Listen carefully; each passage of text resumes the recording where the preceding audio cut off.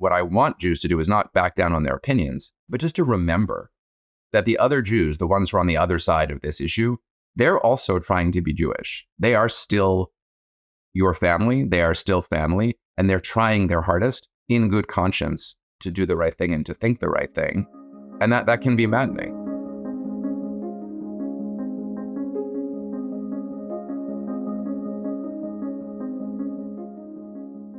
What could go right? I'm Zachary Carabell, the founder of the Progress Network, and I am joined, as always, by my co-host, Emma Varvaloucas, the executive director of the Progress Network. And What Could Go Right is our weekly podcast, which echoes our newsletter of the same title, What Could Go Right? And this is a way of drawing attention to things going on in the world that are more constructive than destructive. But as many of our podcasts demonstrate, we are not relentlessly staring at sunny days and spring flowers. We are looking at hard issues. We are looking at things that are often going wrong, but with an eye toward what are the kernels of understanding, or what are the kernels that we can tease out that will lead to a more constructive future. You know, we've done a few discussions of what's going on between Israel and Palestine, which is clearly remains top of mind legitimately for many, many, many people. But we're also going to look today about what does it mean to be Jewish in a world that has had a very complicated relationship to Jews.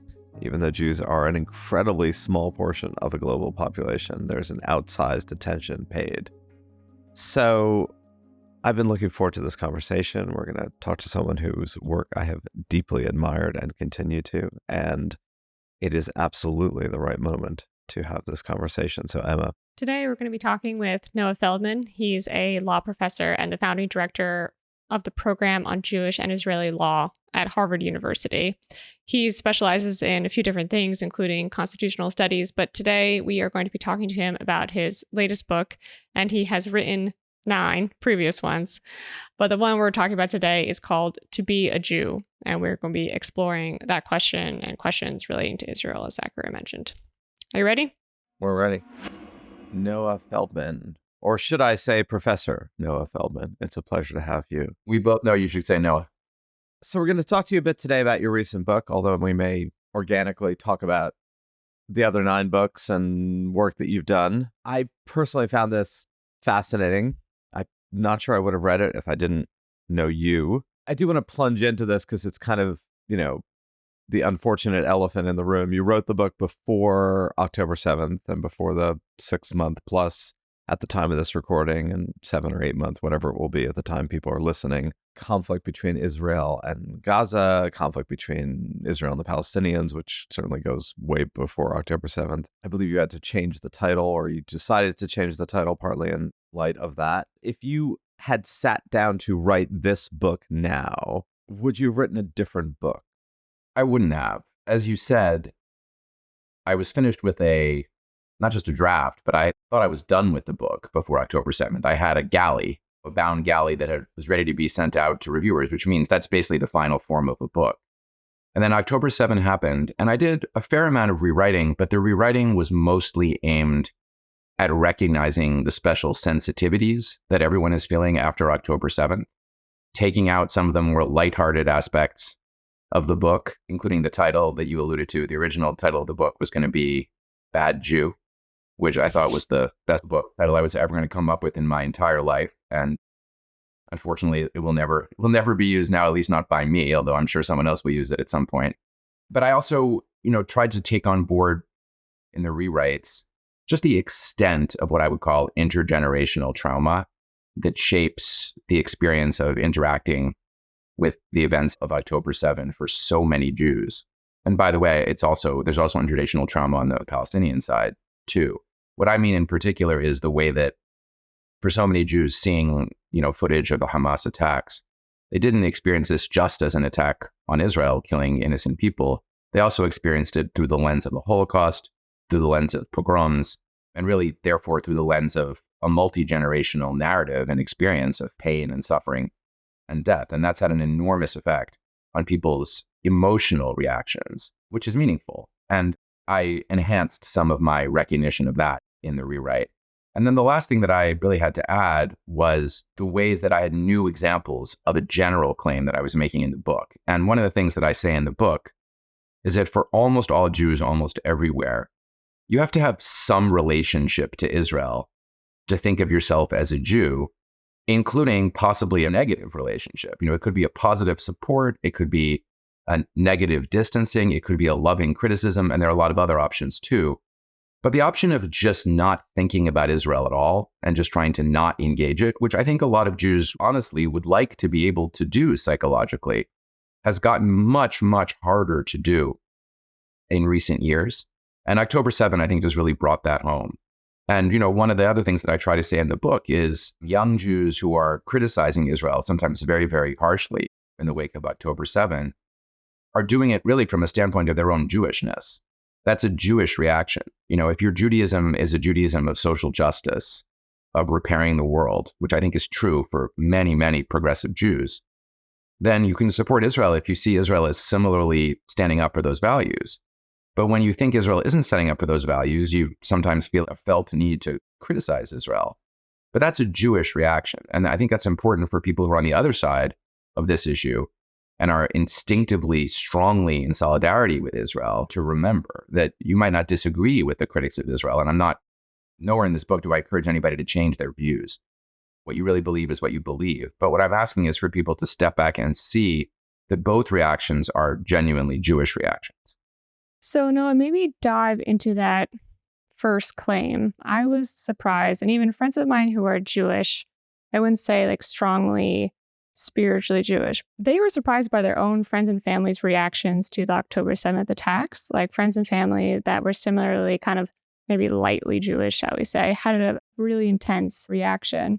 And it was curious even to them. So I guess the question is, why is it so impossible to ignore Israel, right? It could have been a different situation. It could have been Israel was created. Yeah. Everything went in one way. And then it was just okay, Israel's existing and that's it.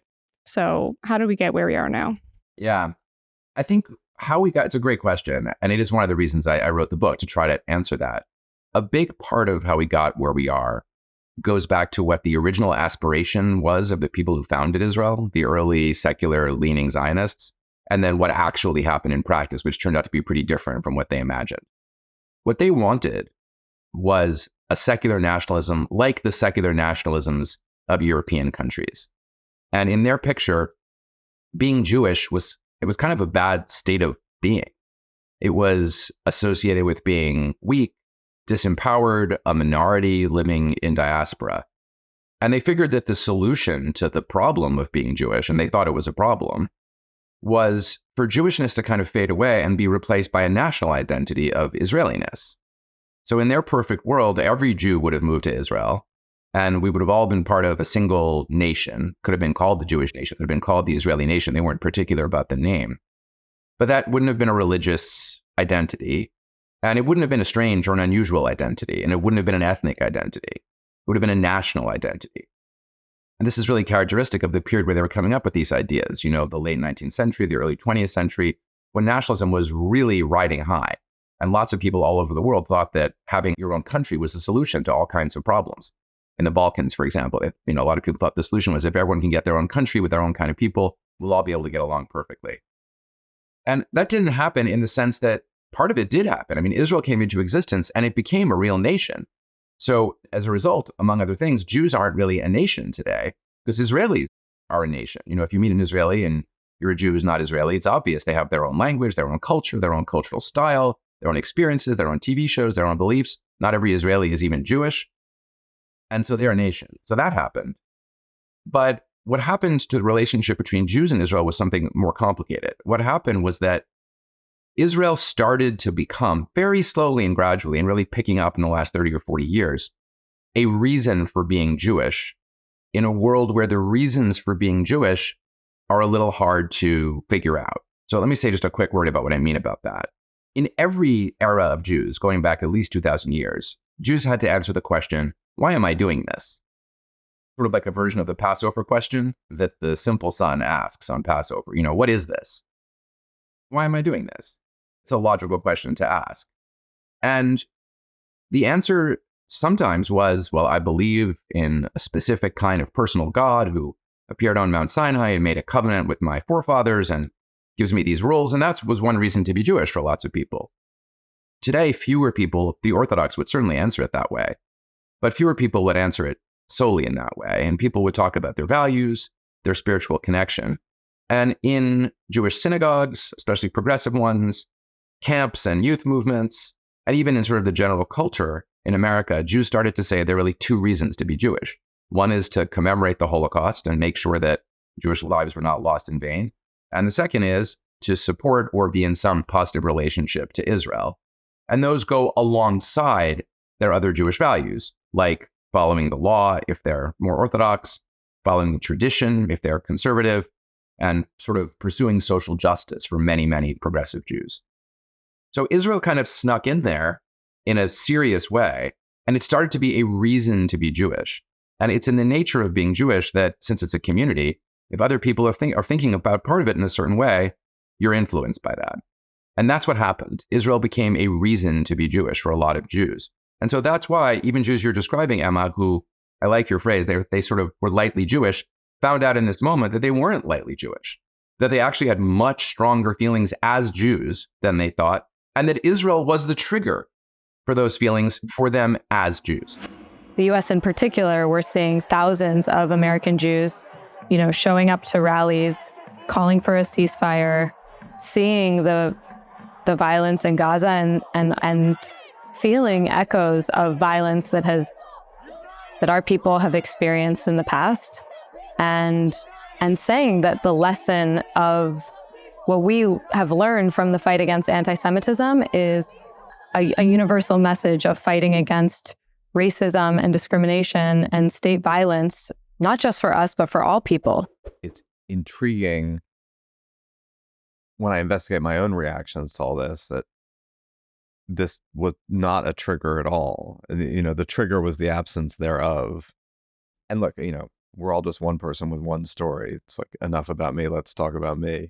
And I am struck, and have, I think, increasingly been struck as I've gotten older, in a way that I kind of knew intellectually, but has become much more something else, that there are 16 million Jews in a world of nearly 8 billion people. And even in a narcissistic way of like, we all want to pay more attention to our own tribe, it is still increasingly bizarre to me how much attention Jews get, negative and positive, relatively. And it's not just in the United States. I mean, I grew up in New York City, which until the early 2000s was the largest Jewish city in the world, right? There were more Jews living in New York City than there were in Tel Aviv until, 2010 or 2005, something like that. And so you had the luxury, I think, growing up in that environment of, you didn't really have to think much about your identity as being Jewish, because Z-Bars did it for you. There was no other, right? There was no otherness. But it is odd, and I do find some of the reactions in the past 6 months to what's going on between Israel and Hamas, one of the things that seems out of proportion is, while all this is going on between Israel and Hamas and Israel and Gaza and the Palestinians, you have this like massive civil war in Sudan that has disrupted 3 million people. The entire city of Khartoum has emptied out. And I would challenge anyone to find much in the way of news about this anywhere. I mean, globally. Yeah. So there's a reason for that. And the reason is stories. Jewishness is embedded in the foundation stories of Christianity and Islam. And together they account for nearly 4 billion people around the world. And so that's the first stage. If you're a Christian or a Muslim of any kind, you grew up with stories about the Israelites, the ancient Israelites, the patriarchs, the Jewish people, and your religion is incomprehensible without some relationship to them. That's point one. And point two is that Israel is bound up in the stories of Jewishness because he grew out of the stories of Jewishness.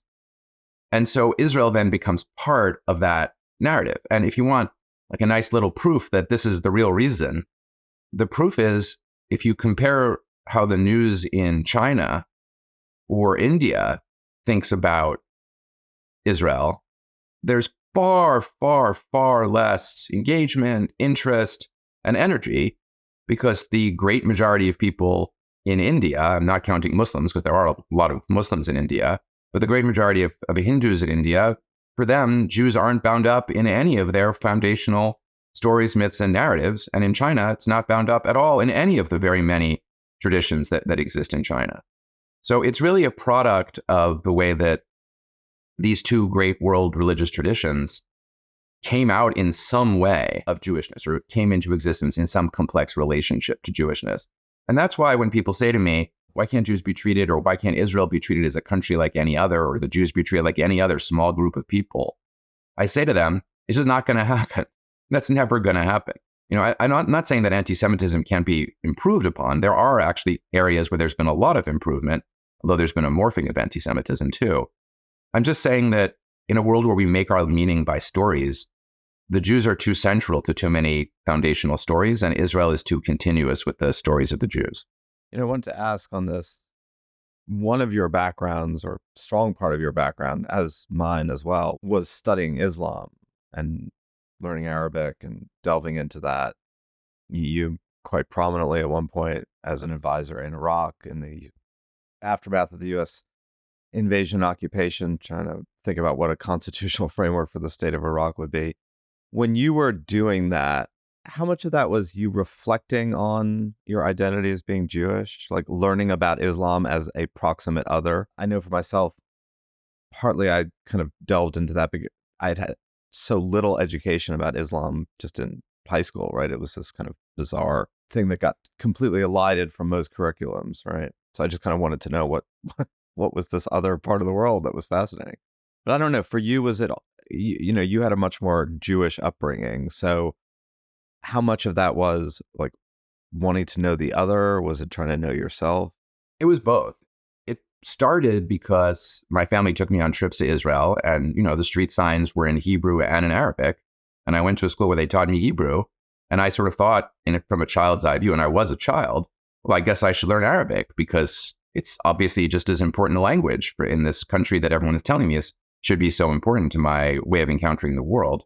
And then I got a little bit older and saw that there was a conflict between Israelis and Palestinians and between Jews and Arabs. And I thought, oh, well, and this is a very American thought. If there's such a conflict, what could I do to help? It's both egomaniacal and very American at the same time. And so I thought, well, got to learn both sides, got to learn something about Islam. And then the minute I started studying it seriously, the minute I had some language and started to read, I was just blown away by the complex intermixing, interpenetration, and intermingling, and the kind of compare and contrast was totally constant. And I would say, so that really thrilled me.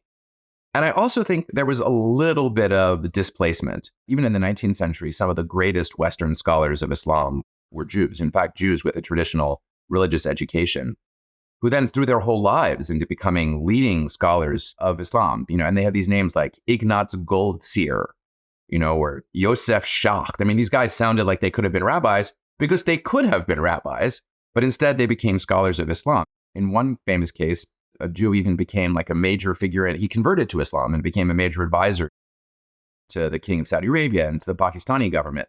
For those people, and maybe a little bit for me at that time too, I was doing that very Jewish thing of throwing myself into a tradition and trying to study it and learn about it and understand its arguments and contribute in some way to it.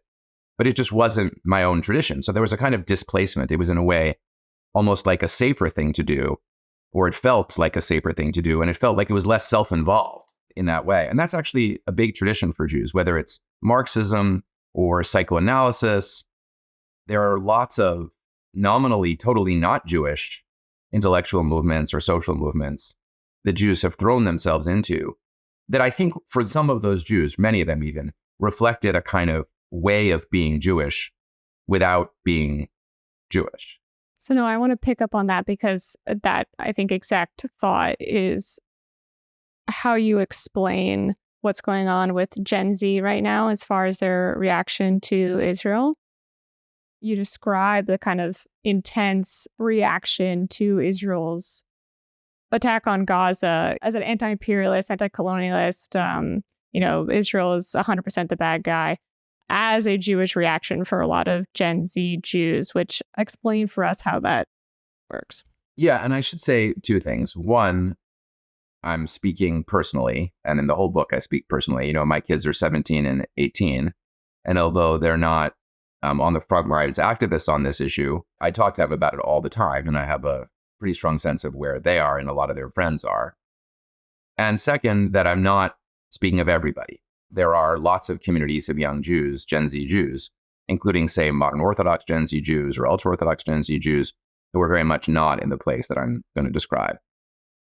What I think is going on, though, for a lot of progressive Jews who are kids or teenagers or 20s, is they were brought up to believe in a classically progressive Jewish ideal of social justice Judaism. They were told, repair the world, tikkun olam is the core value of Judaism. This is the message that goes all the way back to the prophets. And the way you are expressing your Jewishness in life is through your social and your political values, which is a beautiful and old way of thinking about Jewishness in a very powerful way. They were also told, you should support Israel. And they were told that by a generation of parents and teachers, some of them millennials, some of them Gen X, who believed that it was possible to do both of these things and that they were really compatible with each other and still believe that you could be pro-Israel and also a social justice Jew. But their experiences in their lives, that for the Gen Zers, are all seeing news of Israel retaliating against some, until October 7, small to medium-sized attacks into Israel with overwhelming force.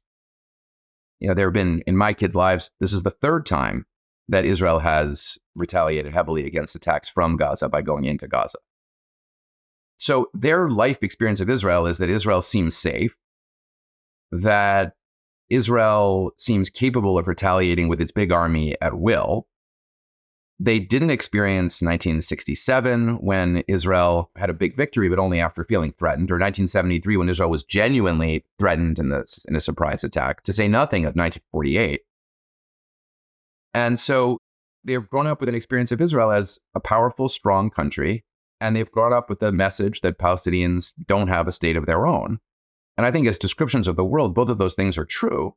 And so when they look at an event like October 7, I think they can see the horror of the attack, but they also see the retaliation from Israel's perspective, not the way I think many Jews of older generations like mine see it, namely as a maybe overdone, but as a serious attempt to reestablish stability. And with the intergenerational trauma of the Holocaust in the background, instead they see it as a disproportionate reaction. 1,200 people died. That's horrific on October 7. And, the numbers are well over 32,000 when we're speaking now. And I pray that those numbers will stop going up. And perhaps they will, but perhaps they'll continue to go up. And so I think from their perspective, they ask, what does my religion ask of me? And they were brought up to hear that the true Bible verses that say, you shall love the stranger, for you were strangers in the land of Egypt. You have an obligation to the other. You have to fight for social justice. And they look at Israel and they don't see that. They don't see that picture. They see an Israel that's aligned with the powerful United States and that can sort of do what it wants in response. And also they see that it doesn't seem to be helping. The last point I would just add is, when I was in my teens, Intifada, the first uprising of Palestinians demanding independence in the post-State of Israel period, started. And it was very noteworthy, and I remember as a teenager being very affected by it. And there was an obvious solution to it, which was that there would be a peace process and Israel and Palestine would become two states side by side. And that almost happened. We tend to look back and say, oh, it had no chance of happening, but it did almost happen. Within a couple of years of the first Intifada, there was a handshake on the White House lawn between the Prime Minister of Israel and the head of the Palestine Liberation Organization. And then there was nearly a decade of efforts, serious efforts, to try to make a deal. So there was a kind of hopefulness around it. But for the Gen Zers, there's never been a moment of hope. In their entire lives, this has just been an unending conflict with no end in sight. When they ask the adults, will there be a solution to this? The adults say, we have to say, honestly, we wish there would be, but we're very far from being able to tell you realistically that that's right around the corner. There's a chance, but I don't know anyone who's a specialist in Middle Eastern affairs who thinks it's a high chance in the near future.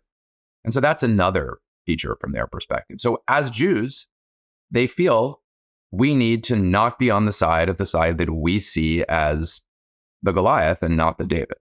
It occurred to me when you were talking about the Oslo process and that moment of we were on the road to a kind of just like it had happened with the end of apartheid in South Africa, there was this kind of belief that this intractable conflict of decades was going to come to an end. Yeah, or Northern It's very Ireland, odd in contemporary. all of the Cold War, all of the Soviet Union. I mean, Right. a lot of things. Yeah. Like the left romanticizes the 70s in the United States and the 60s, and the right romanticizes the 50s and 80s. No one romanticizes the 90s, and yet from like any possible perspective of end of the Cold War, affluence, European Union, like we should be romanticizing the 90s, like all collectively. And yet My kids it's are like wearing my forgotten. clothes from the 90s. I don't know if that's romanticizing. I mean, I look at those clothes and I'm like, these are things that I don't know why I didn't throw them out. I know these big baggy, things were never coming back. And sure enough, they're wearing them all the time now. That is facts.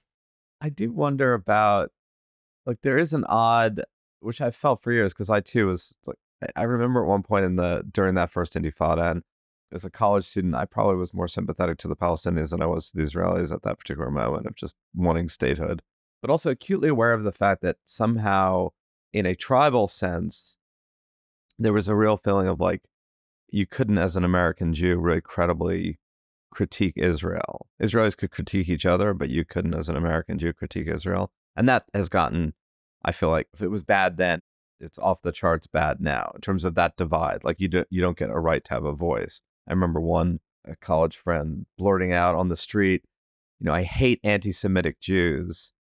And I just cracked up at that because I just thought it was the funniest thing I had heard in the irony of it, right? But, today it feels like you're kind of with us or you're against us when it comes to what's going on with Israel. And this was true before October 7th. Do you feel there's something particularly Jewish about that? Or is it just a manifestation of tribal identity where if you're perceived as being within the tribe, you can within that critique and debate. But if you're perceived as not, then you don't have a voice. Well, let me tell you a quick story and then I'll answer that. It's from that same period of time that you were describing. There were some Chinese students selling T-shirts in Harvard Square at the time of the Tiananmen protests and massacre. And it was before the massacre. And on the front, they had the famous picture of the guy standing in front of the tank with his arms outstretched. And then on the back, they had a Chinese character that stood for freedom. And I bought one of the T-shirts and I put it on. And I went to the Harvard Hillel for a meal. And someone just saw the front of me, which had the kid with his arms extended and the tank. And they got really mad at me. They said, I can't believe you're wearing a pro-Palestinian T-shirt. And I just turned around and showed them the back. That captures something of the feeling that, and I would call it a feeling of paranoia in that particular moment. Even paranoid people have enemies, though. And I think October 7th shows that. So here's my real answer to your question. And it goes back to really the most important thing I'm trying to say in the book. I'm trying to make the argument that Jews are like a big, loving, and fairly dysfunctional family. And families are where we have our first experiences of love. And they're also where we have our first experiences of struggle. And for me, the answer of what it means to be a Jew today is to be engaged in a loving struggle with ourselves, with each other, with our beliefs, with our sense of the spiritual or the divine. And that's something we do collectively. And it's very Jewish.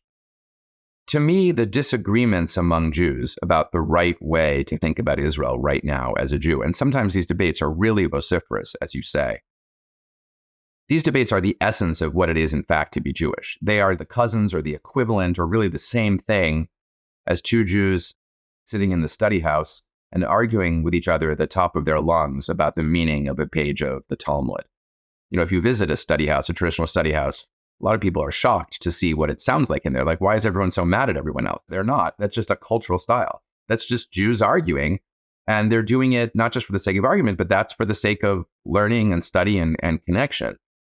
And so to me, the debates that you're describing are ones in which different Jews with different points of view, say on Israel, are saying, this is what we fundamentally believe, and we really want to convince you that you're in the wrong and that you're getting it wrong. That's the part that I love. That's the part I want to encourage. I want to encourage Jews to say to each other, and if necessary, to yell at each other about what the right thing to do is, from a place of familial love. And as you know, as everyone with a family knows, the fact that someone's in your family doesn't mean you're not mad at them. In fact, it's often the opposite. Sometimes your anger at the people who are in your family is much greater than your anger is at other people, not necessarily for any good reason, except that they are your family. So that's how I think about it. And what I want Jews to do is not back down on their opinions, but just to remember that the other Jews, the ones who are on the other side of this issue, they're also trying to be Jewish. They are still your family. They are still family. And they're trying their hardest in good conscience to do the right thing and to think the right thing. And that can be maddening. Does the same thing apply to American politics as an American? Meaning, would you say the same about someone supporting Trump and someone supporting Biden? I'm not trying to I'm not purposely trying to be difficult on that. I'm saying, does the same idea apply? I would say it's a cousin of the idea. It's a cousin of the idea. I think Americans aren't exactly a family. We're something a little different. We're citizens of a republic. And citizens of a republic do their best when they disagree civilly and remember that the other citizens are also committed to the republic. They're just differing about the best way to advance the republic. And republics and democracies do worst when people start thinking that the people they disagree with are their fundamental enemies who have to be fought and eliminated. That's the biggest danger to any liberal democracy, that we think of it that way. So it is, what's similar is that, when I hear people saying, oh, that person voted for Trump, they're a bad person, I want to respond by saying, listen, we could argue about that, but I don't think they're a bad person. I don't want to think that, because if so, half the country are bad people almost. And then how can you be in a common country with them? That happened. We did have a civil war in our history where we just decided that the other side were genuine enemies. That's the part that has something in common. The part that's a little different is, I don't think we have to love all other Americans. I think that's asking for a lot. We just have to be able to coexist with them in a common enterprise. And in contrast, I think that to be Jewish requires mutual love among Jews. But by that, I don't mean that we're getting along all the time. I mean love like you love your family.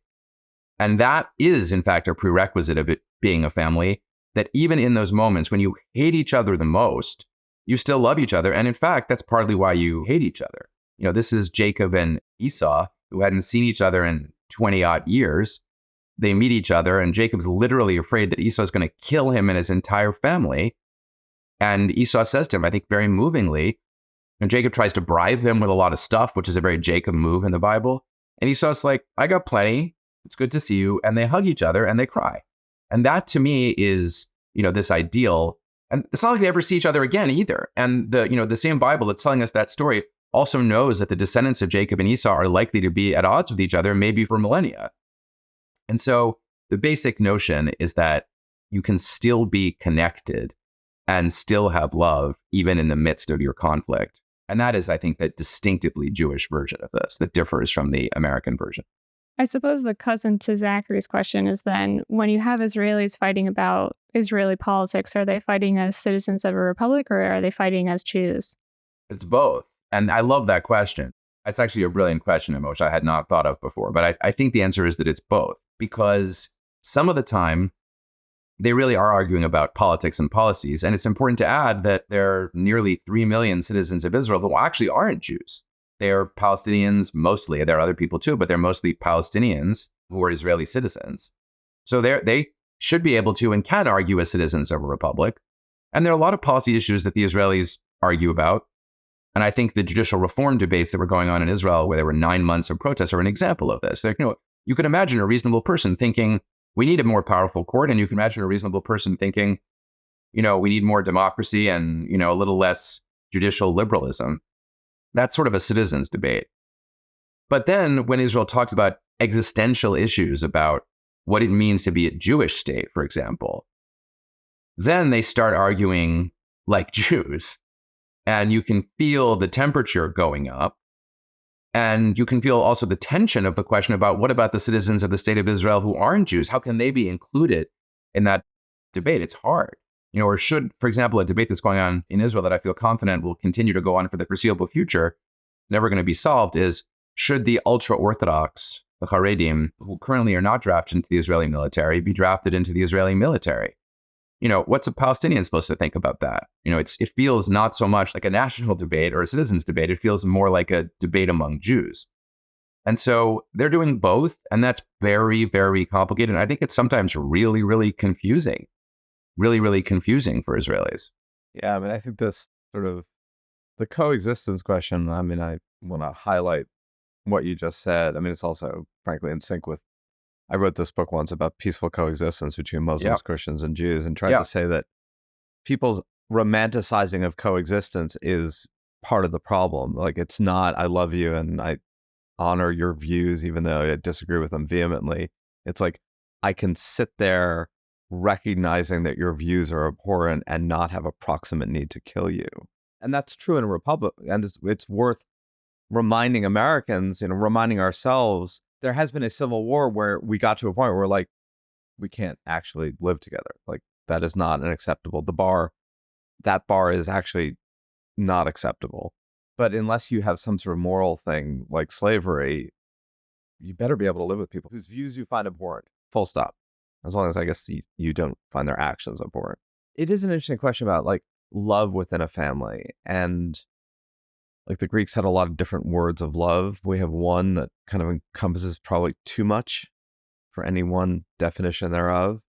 I think the kind of love you're talking about may be more similar to the Republic than you acknowledge, meaning the respect of someone else's humanity, even if their views you find are just grating to the point of pain. Because I don't know. I mean, I find that love as a notion, other than more of a spiritual one, maybe a higher bar than even Jews with each other can meaningfully be expected to have. I mean, I like the aspirational part of it. I'm not sure if it's always true. I mean, I find that a very provocative, in the best sense of the word, comment. Look, as we wrap up, this is obviously... I was going to say one more thing about your great love point. You're totally right. The Greeks, such a nuanced and subtle set of differences. And I agree that there's a certain kind of love, a philia kind of love, that they expected to have even in the Republic. But the Bible's just got this one word for love.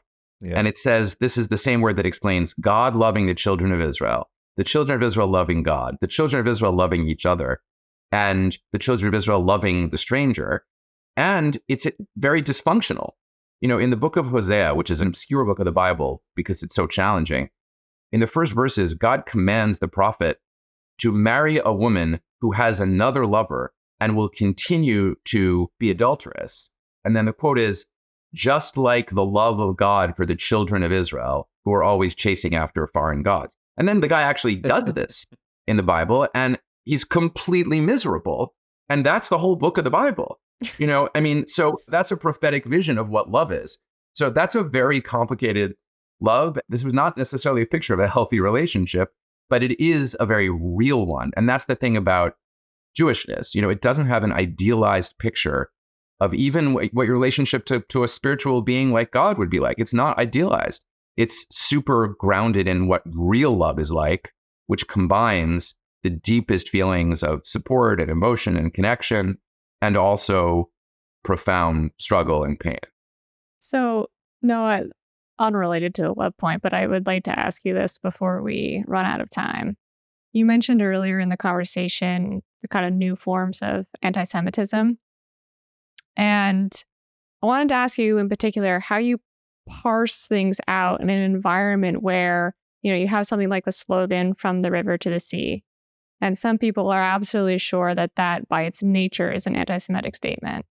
Other people that are absolutely positive that it's not, that it's a political statement, right?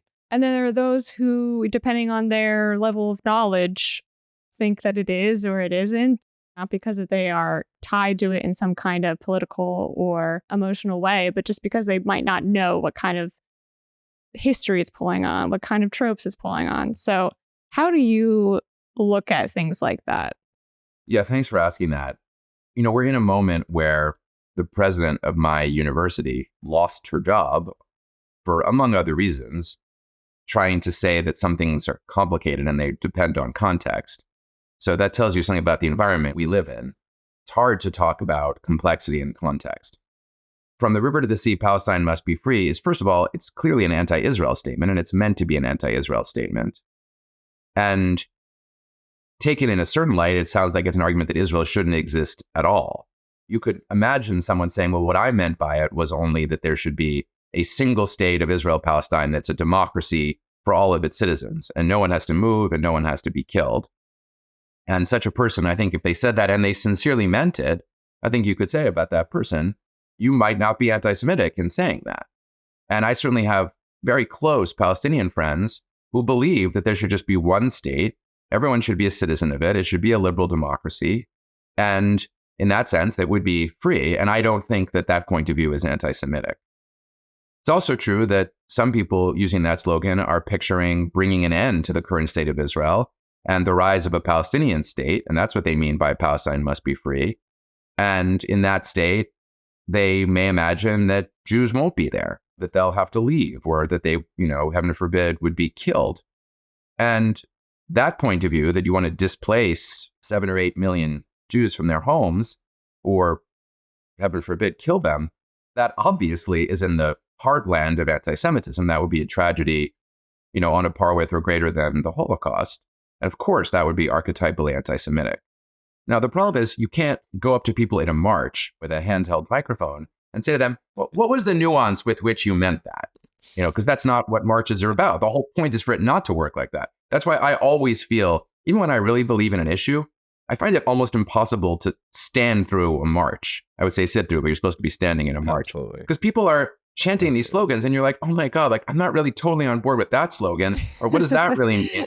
Maybe it's just a sign of a person who doesn't fit well into that kind of a movement. But I have some like almost visceral resistance. And that's even when I totally agree with the side of the people that, that I'm marching with. I still feel super uncomfortable because you can't do that. Totally.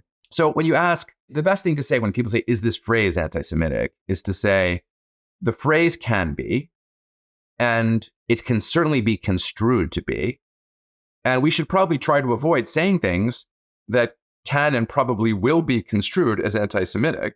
But if someone says that, and then you ask me, is that person anti-Semitic, that individual person, I would say, I don't know. I don't know them. Ask them what they meant by it. And then we can begin to get a better sense of it. And those are two different kinds of questions.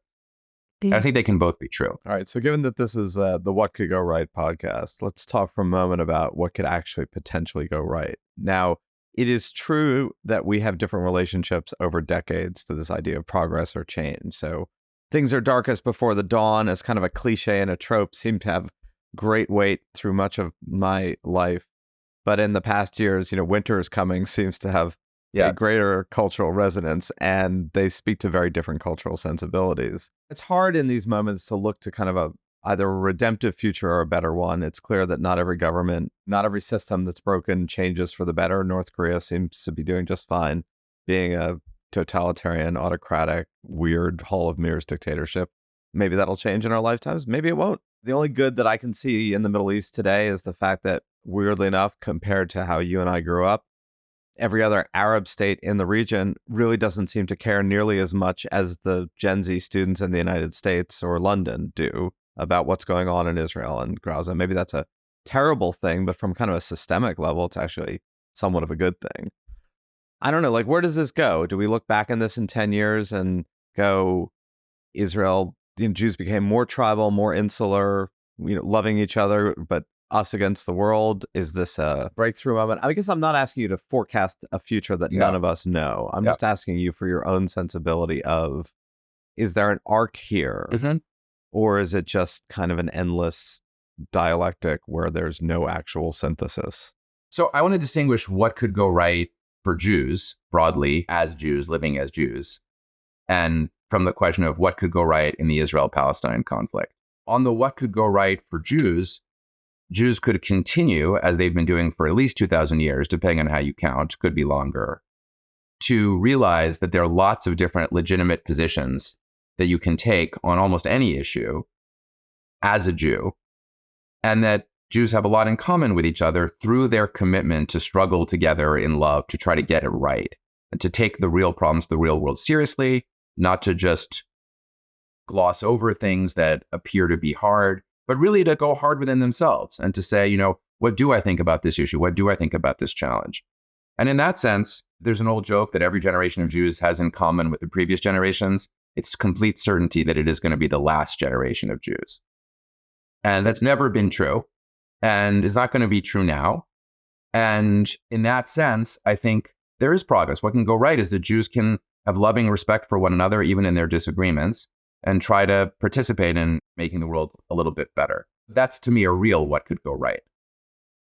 Then there's the recurring difficult question of the Israelis and the Palestinians. And there, the thing that could go right, and I'm not saying that it has a great probability, is that the pressures of the region, of Saudi Arabia, which badly wants to normalize its relationship with Israel, partly because of its opposition to Iran and partly because it wants a closer relationship with the United States, coupled with the fact that, as you say, most other Arab countries, a whole bunch of them now have normalized relations with Israel, will push Israel to realize that it needs to give some basic state to Palestinians because doing so is in Israel's interests, in its short-run interests and its long-run interests, and that the frustration that many Arabs, especially Arab governments, I would say not individual Arabs who I think tend to be very sympathetic to Palestinians, but Arab governments tend to be pretty frustrated with the Palestinian leadership and feel that the Palestinian leadership hasn't actually taken the opportunities that's been offered to it, that pressure on the Palestinian side also drives the Palestinian leadership to compromise, because Israel has offered a couple of compromises in the past to Palestinians. I'm not saying they were great offers. I'm saying they were compromises, and the Palestinian leadership turned them down pretty flatly, which is partly how we got where we are today. It's not the whole story, but it's part of the story. So I could imagine that what could go right is that both sides could gradually come to see, in the wake of a horrific tragedy like happened on October 7 and the horrific tragedy that's been ongoing in Gaza, that this isn't working, that just standing there and shooting each other is not working, and that they desperately, desperately, desperately need to come up with some form of coexistence in the aftermath of this. And so, again, without prognosticating or putting any probabilities on it, I'm not saying this is right around the corner. It is possible. And it does fit into the what could go right framework, I think, very, very well. Well, no, I want to thank you for your time today, for the book, which I think, whether you're Jewish or not, is eye-opening and offers a real perspective, particularly in a moment where there's a lot of heat and not a lot of light. And so that is, I think, helpful for those of you. Any one of Noah's books is a lot of light, maybe some heat too, in a good way, but a corpus worth looking into in retrospect. And thank you for the work you're doing. Thank you, Zach, and thank you, Emma. I really, really appreciate the time. Thanks, Noah.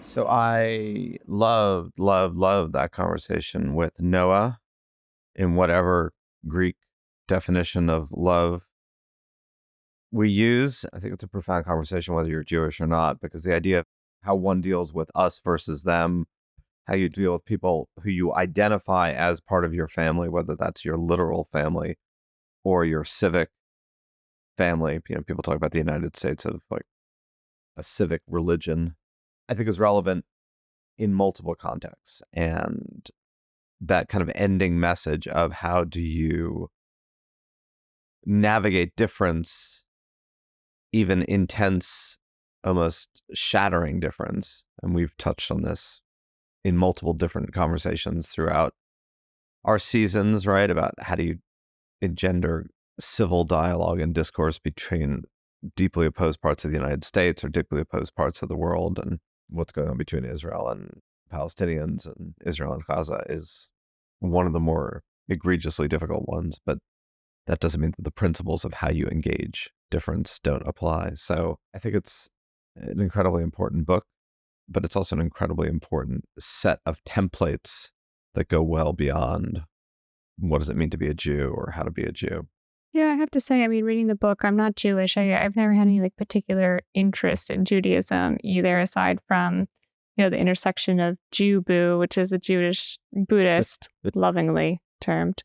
And it was fascinating just to read someone wrestling with finding the common thread between what he calls bagel and lox Jewish people, right? So someone that might be nominally culturally Jewish, and somebody who's an ultra-Orthodox Jew. And the way that he tries to keep them all in the same family is really remarkable, because it very easily can turn into, as you mentioned, a us versus them type thing, particularly when you have, as we mentioned throughout the conversation, lots of intergenerational trauma, perhaps paranoia, but paranoia coming from very valid historical reference points. And, something we touched on, but obviously was not core to the conversation of it is important to recognize that what goes on with Jews, what goes on with Israel, what goes on between Israel and the Palestinians has for decades, and especially now, attracted disproportionate attention in the Western world, in the Judeo-Christian Islamic world, relative to other things going on in the world that are, statistically more dramatically bad. Again, whether that's what's going on in the Sudanese civil war now or what's going on in Myanmar, because of the story, because of the roots of so much of Judaism, Islam, Christianity. And therefore, it kind of occupies disproportionate mind space and heart space relative to whatever numbers that we're talking about. And that doesn't mean it's not important, full stop. It just means that we can lose sight of what we're talking about here. And I think that's certainly true in the heated Gen Z reaction to what's going on in Israel and Gaza, which is not then echoed in multiple other parts of the world where other atrocities and other complicated, divisive, horrible conflicts are taking place. Right. Israel doesn't loom large in those national imaginations the way it does in the United States, which also, it does have to do with anti-Semitism as well. This is not a what could go right comment, but a lot of the time when I look up data points for the newsletter, it's almost always like the numbers are not as high as you might imagine. Looking up hate crimes against Jewish people in the United States, that's like an absolute number. I don't know how you would call it, particularly high or particularly low. But as a proportion of hate crimes in the United States, it's over half are directed at Jews, at least if you look at the federal data. And that's still alive and well in the States and in Europe, and maybe not so much, in China or India or other places in the world. So that's a factor as well. Not a positive one, but one.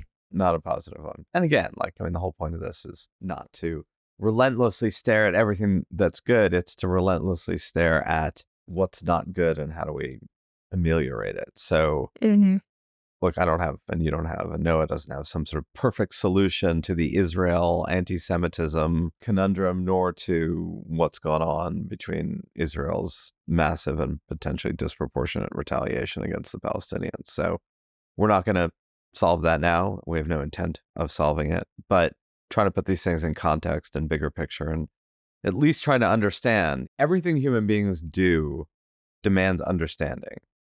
That doesn't mean it demands sympathy, but it does demand understanding. And any pathway forward demands coherence and recognition of what's going on. And easy condemnation doesn't quite get you there, right? I mean, that generations have studied what's going on in the Holocaust or what's going on in the rise of Nazi Germany, partly as a way of saying we actually need to understand what happened. Just calling it crazy and evil doesn't actually get you there, right? It gets you there with moral clarity, but it doesn't get you there with some understanding of how do human beings behave and why do they behave that way and why did they behave that way in time. So all of that is in the service of crafting a more peaceful future. All right. News of the day, news of the week. All right, let's do it. Let's look at some of the stories that you were looking at and the rest of us weren't, Emma. All right. So last year, the US and a handful of other countries approved the very first gene therapy treatment for sickle cell disease. The results in the trials were very, very, very good, essentially clearing the disease with like a 3-year follow-up, something like that. Of course, prohibitively expensive for many, but the insurance companies in the US have agreed to cover it. And the first commercial patient just started his treatment as a 12-year-old boy in Washington. He said that he hopes that he'll be cured from sickle cell so that he can grow up and become a geneticist, which I almost cried the first time I read that. It was just so sweet. Are these therapies different than like the immunotherapies? I mean, these are like really even more specifically targeted. They basically go in and they like cut off the part of, this is a very non-scientific explanation, but they cut off the part of the gene that's like producing or doing something that it shouldn't be doing. Well, add to the incredibly long and sometimes complicated list of scientific breakthroughs that have led to medical breakthroughs that are leading to less and less of the diseases that will kill us. We're recording this right during Trumpanelia. It's somehow not nearly as exciting to talk about the 12-year-old being cured of sickle cell than it is to be listening to what Stormy Daniels has to say about whatever sexual peccadillos the once and maybe next president of the United States had to offer her. Yeah, I mean, the treatment is so involved with Zero that right now a very small numbers of people can access it, which is one reason why it's not a kind of plastered all over the news. Another reason is like a social justice issue because sickle cell, it only really strikes people of color. So the lack of funding over sickle cell was an issue for a really long time. And it's another reason why this is exciting, where not only is it like could basically be a cure, but and using really cool scientific stuff to do it. So over time, it could lead to increasingly ubiquitous treatments and put the millions of people with sickle cell disease on much better footing for their lives. What else have you got for us in your bag of news tricks? Let's talk about how rich millennials are now. Ooh. Finally, good economic news about millennials. A lot of millennials just threw something at the wall when they heard that. Rich millennials, my ass. What are you talking about? I'm not rich. Essentially, and they're not wrong, right? So the Center for American Progress did this analysis of the post-COVID economy, which we've talked about on this podcast. And they tracked back wealth for Americans under 40, from 2000 and previous. And it really is a sad chart. It's just stagnant and then drops during the recession around 2010. And then it starts climbing back up, but it's kind of anemic. Doesn't get to the wealth that we had around 2000. Until 2019. And then in 2019, the chart just jumps like an astonishing and fast amount. So the Center for American Progress found that wealth for Americans under 40 actually has seen a 50%, almost 50% increase since 2019. And it's the fastest recovery from a recession or an economic crisis, let's say, the pandemic, that they've ever seen. So we are much, much wealthier in the last, let's say, 4 years than we have been for the last 2 decades, specifically if you're under 40. I'm sure there are millennials listening to this going, oh, give me a break. That is just ridiculous. What are you talking about? Those numbers are wrong. And even if they're right, it so doesn't correlate with my experience. So I don't know what you're talking about. And it's going to be, that's part of the challenge of the Biden campaign in 2024 to say on the one hand that these numbers are really good, but vast numbers of people under the age of 30 are absolutely convinced that the economy is terrible. Whatever the economy means, their economy, their job prospects, their ability to own a home, all the things that people measure the economy by in terms of their lived experience. I did get into an argument with at least one newsletter subscriber about this news. So the reaction that you are predicting is probably correct. But I don't know. It's what the data says. And I should caveat that this was an average. This is average wealth. They did look at the data and sort of see if it also held true for median, basically making sure that a small number of really rich millennials weren't throwing the data off. And they found that, yes, these gains were broadly distributed. So we're just reporting the facts as they are. We're not trying to report the feelings as they are experienced. Please let us know, regardless. Absolutely. Send us your woes, your angers, and your general discontent. Oh, please don't. So last but not least, well, send us your woes, just don't direct them at me personally. Last but not least, this is interesting because I've never seen it before. I mean, maybe readers or listeners rather will know other countries that do this, but the Australian government, after a pilot program, is now making this a generalized government program. They are pledging up to 1,500 Australian dollars in cash and 3,500 in goods and services to help women leave situations of domestic abuse. I was like, interesting. Lots of critics, particularly people saying that when they apply for the program, it's much too hard to get approved. And, how much of that is really reaching people at the end of the day. All questions, but I was interested in the fact that it exists in the first place. You wouldn't want to have to go through hoops to prove that you're being abused. That would be, I think, pretty humiliating and almost reliving the trauma experience. Yeah. Every government program is open to manipulation by bad actors who would take advantage of it, right? Meaning they aren't suffering at all from domestic violence. They just want to get the money. And so it's understandable the governments want to establish some criteria whereby you have to demonstrate that you are eligible for this. I don't know a way around this. I guess one of the ways around it would be you accept that some people will take advantage of the program, but that's the price to pay to help a lot of people who will be saved by it. it's easy to say, look, we should do this. It's hard to implement it Mm-hmm. unless you are, in fact, willing to go, look, a certain amount of fraud that will happen is worth it. It's worth it for a few bad actors in order to make it possible to help a lot of people. That's probably where I would come down. I think people obsess too much over, oh my God, 10 people took advantage of this program, but in the meantime, you helped 100 women, right, who otherwise wouldn't have had it. I don't see why that's not a trade-off that's acceptable. But people do tend to get really agitated by it. Like, oh my God, I can't believe we did this government program and people scammed us. But in the meantime, you helped all these people. So It was a pilot program, so it was very small. So we'll see if like a more general rollout, they're probably going to fix some of the things that went wrong in the pilot program, I would assume. all right, thank you for being with us again for this week. We will be back next week with another What Could Go Right. Clearly, this is a world where people remain pretty fixated on all that is going wrong. And truly, there's a lot that is going wrong, and you can spend a lot of your time fixating on it. But we hope that these conversations at least add a different element, a different tone to the daily news diet that we are all subject to, and makes us think a little more about what is possible for the better and not just what is possible for the worst. So thank you for listening. Thank you, Emma. Send us your thoughts. Again, not personally directed at Emma or me, but do send us your thoughts, complaints, concerns, questions, and we will do our best to integrate them and address them in a conversation. So talk to you next week.